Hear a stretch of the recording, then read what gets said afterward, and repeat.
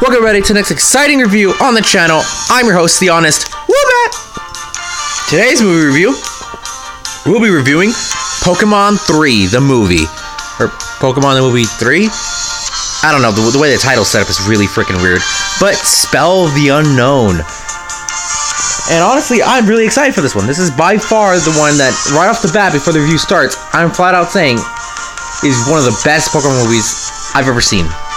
So, what do you say we get into this and start going into this? Which is exactly what I said before. Yeah, I really gotta work on what I'm saying.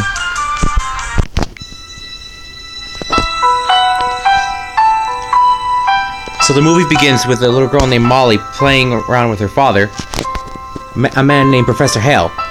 Now, Professor Hale reads to her a storybook about the legendary Pokemon Entei, along with the other Pokemon in the book named Unown.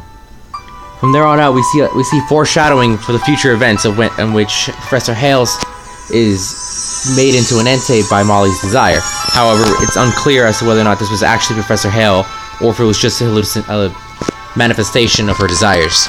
More likely, it's a manifestation of her desires. Professor Hale gets a call from one of his research buddies about they discovered ruins containing the unknown. Most likely, it's the ruins of Alph, although it's not quite clear.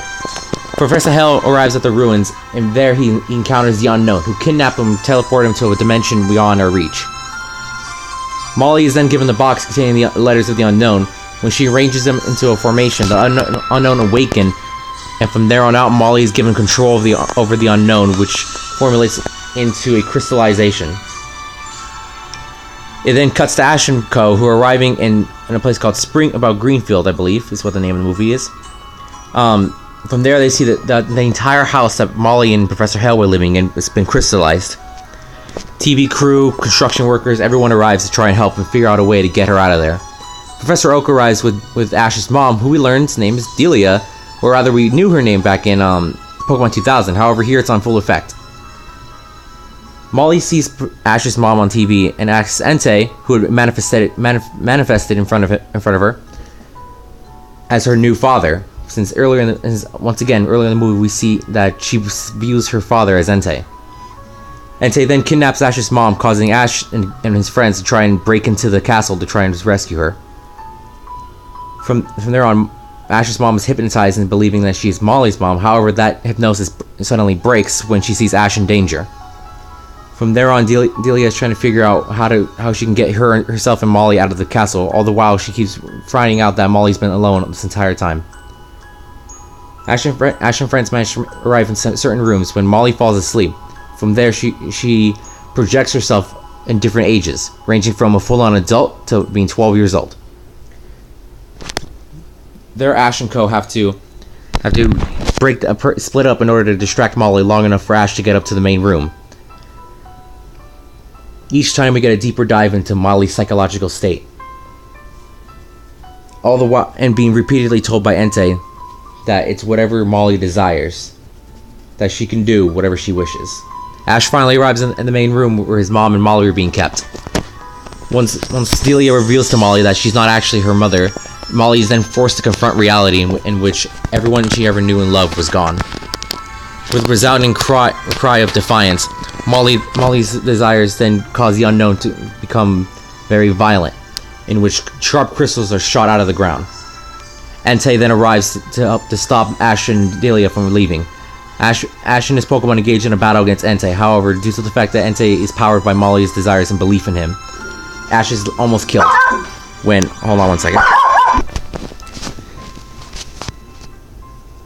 Ash falls off the tower, in which then Charizard arrives and saves Ash. We had seen earlier in the film that Charizard had been watching the TV, seeing this all go down. Charizard and Ash team up against Entei, in which the battle takes them all over the tower, while Delia keeps forcing Molly to have to confront the fact that she has to accept reality for what it is. Entei is prepared to finish Charizard off when Molly confronts Entei and finally asks him to stop. Molly is prepared to leave the tower, however the Unknown's energy has run out of control. Molly's previous fear causing them to overload. Entei assists the group in leaving. However, when they arrive in the chamber of the Unknown, they're unable to stop the Unknown from spreading more damage to the rest of the world. With the assistance of Entei and Molly's resounding belief in him that he is real, Entei makes the ultimate sacrifice and disrupts the Unown's powers, causing them to revert back to the dimension they came from. Ash and Co, along with Molly, leave the building. Now the night has finally been done.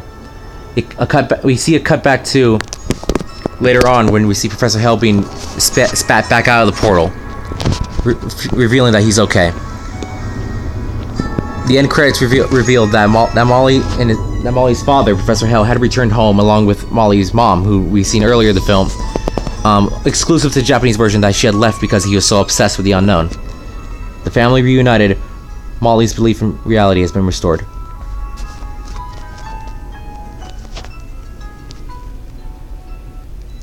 Positives.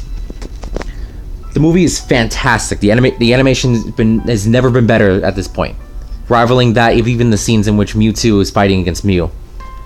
The fact that Molly is the antagonist of this film, a little girl whose ultimate ability over the cast is that she believes in herself too much, is a great counteractive to how the series constantly forces the old anime trope that if you believe in yourself, you can do anything, which is ultimately what allows Entei to overcome the unknown.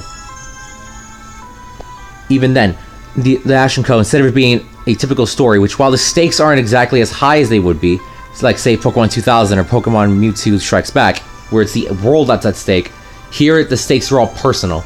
Molly's being isolated to the point where she's rejecting reality itself, going deeper and deeper into her depression.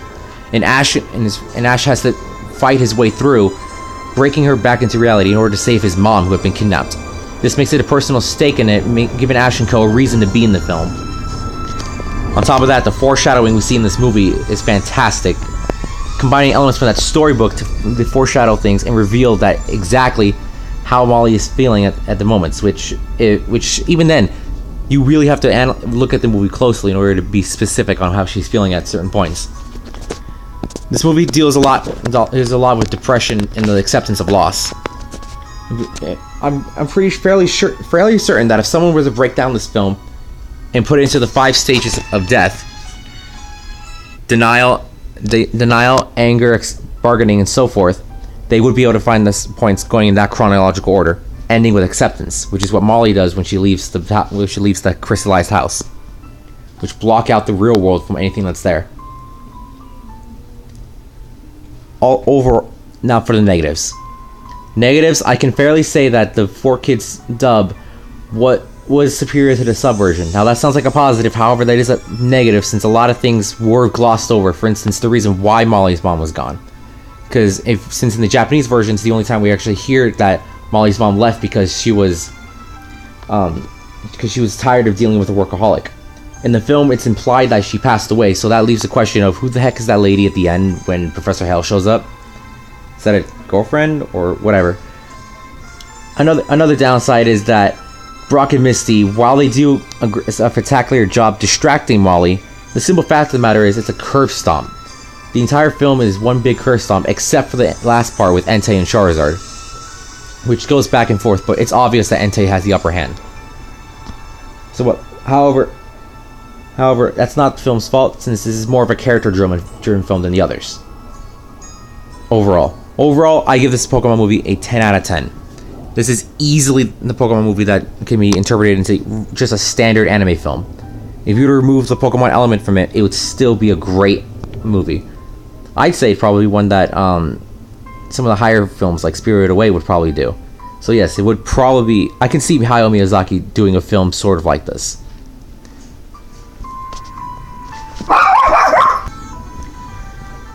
This movie is fantastic, and Molly is by far the best antagonist of the Pokemon movie series so far.